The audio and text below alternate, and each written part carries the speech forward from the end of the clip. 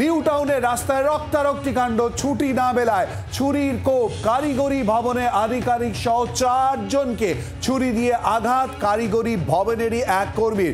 New টাউনের রাস্তা দিয়ে ছুরি হাতে হেঁটে যায় অভিযুক্ত কর্মী, শাসাতেও দেখা যায় তাকে। দীর্ঘদিন ধরে ছুটির আবেদন করেও না মেলায় এই কাণ্ড। কি ছবি দেখাচ্ছি।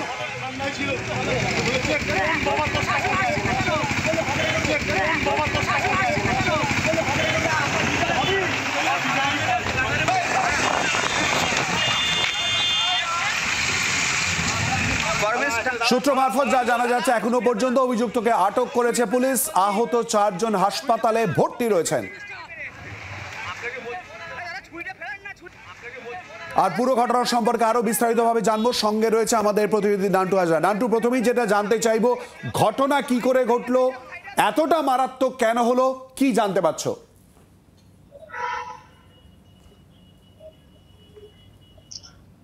দেখো, পুলিশ সূত্রে যেটা খবর যে একেবারে আক্রোশের বহিঃপ্রকাশ। কেন এই আক্রোশ, সেটা পুলিশ সূত্রে যেটা এখনো পর্যন্ত জিজ্ঞাসাবাদে যেটা জানতে পেরেছে, দুটি কারণ রয়েছে।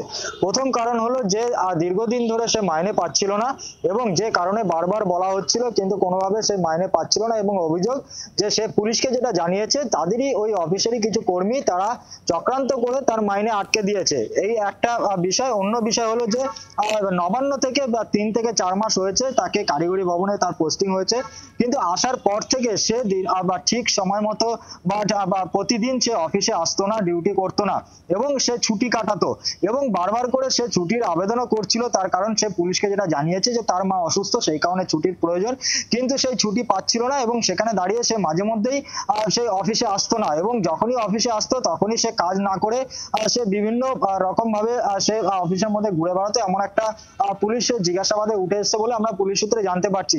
এবং এই যে আক্রোশ, একদিকে যেমন মাইনে পাচ্ছিল না, বারবার বলা হচ্ছিল কিন্তু কোনোভাবে সে মাইনে সে পাচ্ছিল না, অন্যদিকে তার ছুটির জন্য একটা সমস্যা। এই যে দীর্ঘদিন ধরে এই আক্রোশ, সেই আক্রোশের বহিঃপ্রকাশ আজকে হয়। এবং যেটা পুলিশ জিজ্ঞাসাবাদে জানতে পেরেছে যে আজকে পুরো পরিকল্পনা মাফিকই সে কিন্তু ব্যাগে করে সেই ছুরিটি নিয়ে এসেছিল, এবং যখন প্রথমে সে অফিসে ঢোকে, অফিসে ঢোকার পর সে ওই 3rd ফ্লোরে তার যে অফিস, সেখানে ঢোকার পর সে যেখানটায় ডিউটি করে সেখানে যায়, এবং সেখানে আশপাশের যে কর্মীরা ছিল তাদের সাথে প্রথমে গালিগালাজ এবং তারপরে বচসায় জড়িয়ে পড়ে, এবং পাশেই আধিকারিক ছিল। আধিকারিক যখন আসে তখন এই অমিত কুমার সরকার, যে ওই অফিসেরই কর্মী, সরকারি কর্মী, সে তখন ব্যাগ থেকে ছুরি বার করে, এবং বার করে প্রথমে এলোপাথারি ছুরি চালাতে থাকে, এবং তারপরেই দেখা যায় ওই আধিকারিক যখন সেই আওয়াজ চিৎকার শুনে আসে তখন তাকেও ছুরিকাহত করা হয়, এবং সেখান থেকে হেঁটে লিফটে করে সে নিচে নামে, এবং যখন সে লিফটে করে নিচে নামে তখন সেখানকার কর্মীরা তারা তার পিছনে ধাওয়া করে, এবং দেখা যায় রীতিমতো ছুরি হাতে একেবারে নিউ টাউনের মেন রাস্তা, সেই রাস্তা দিয়ে সে হেঁটে বিশ্ব বাংলা যে গেট, সেই গেটের দিকে তিনি যাওয়ার চেষ্টা করে। ততক্ষণে টেকনোসিটি থানার পুলিশ তারা ঘটনাস্থলে পৌঁছয়, এবং বারবার করে তাকে ছুরি ফেলে দিতে বলা হচ্ছিল, তাকে আত্মসমর্পণ করতে বলা হচ্ছিল, কিন্তু পুলিশকেও সে হুমকি দিতে শুরু করে। এবং এর পরেই দেখা যায় যে আরো পুলিশ যখন আসে তখন তাকে আটক করা হয়, এবং আটক করে থানায় নিয়ে যাওয়া হয়। ইতিমধ্যেই তাকে আটক করে থানায় নিয়ে যাওয়া হয়েছে। অন্যদিকে যে 4 জন একজন আধিকারিক এবং 3 জন কর্মী যারা আহত হয়েছে তাদেরকে প্রাথমিক চিকিৎসার পরে 3 জনকে ছেড়ে দেওয়া হলেও আধিকারিক যিনি রয়েছেন তিনি ভর্তি রয়েছেন বলে আমরা পুলিশ সূত্রে জানতে পারছি। অর্থাৎ এই ঘটনায় দুটি কারণ এখনো পর্যন্ত পুলিশি জিজ্ঞাসাবাদে উঠে এসেছে। একদিকে ছুটি চাইছিল, ছুটি পাচ্ছিল না, অন্যদিকে তার যে বেতন, সেই বেতনও আটকে ছিল, বেতন পাচ্ছিল না। এই দুটি কারণের জন্য তার ক্ষোভের যে ক্ষোভ, সেই ক্ষোভের বহিঃপ্রকাশ কিন্তু দেখা গেল একেবারে ছুরি হাতে কারিগরি ভবনের মতো একটি সরকারি দপ্তর, সেখানে ঢুকে গিয়ে সেখানে 4 কর্মী যারা আধিকারিক এবং 3 কর্মী তাদেরকে ছুরি দিয়ে আঘাত করা হয়। এবং এই মুহূর্তে পুলিশ জিজ্ঞাসাবাদ করে জানার চেষ্টা করছে যে কি কারণ রয়েছে, কি আক্রোশ রয়েছে, সেই বিষয়ে জানার চেষ্টা করছে।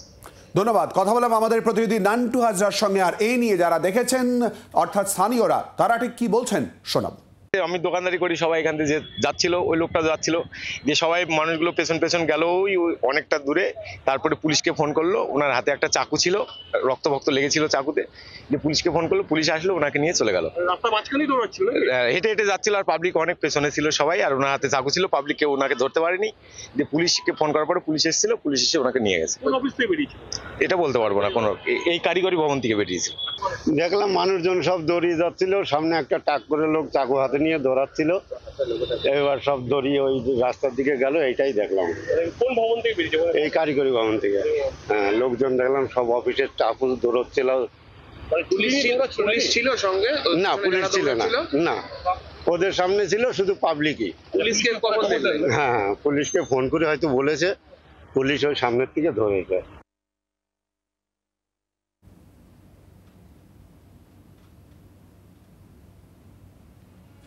এই ঘটনায় মনোবিদ বিদিতা ভট্টাচার্য তিনি কি বলেছেন শোনাবো।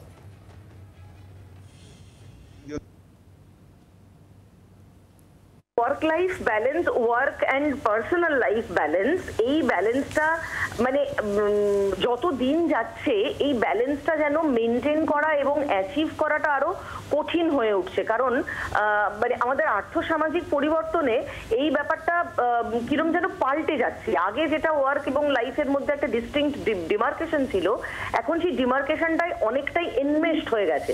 ফলে আমাদের অনেক বেশি কেয়ারফুল হতে হবে যে কতটা পর্যন্ত আমরা will go for, will devote for work and what far no further, এবং কোথা থেকে আমরা আমাদের পার্সোনাল লাইফটাকে তার গুরুত্ব দেব এবং কতটা গুরুত্ব দেব, দুটোর মধ্যে সামঞ্জস্য বজায় রাখাটা অত্যন্ত জরুরি এবং এটাকে আরো অনেক গভীরভাবে আমাদের সকলের দেখা উচিত। আমি সকলের কাছে সেই আবেদনই জানাবো। বাংলার আওয়াজ, বাঙালির আবেগ, জি 24 ঘন্টা।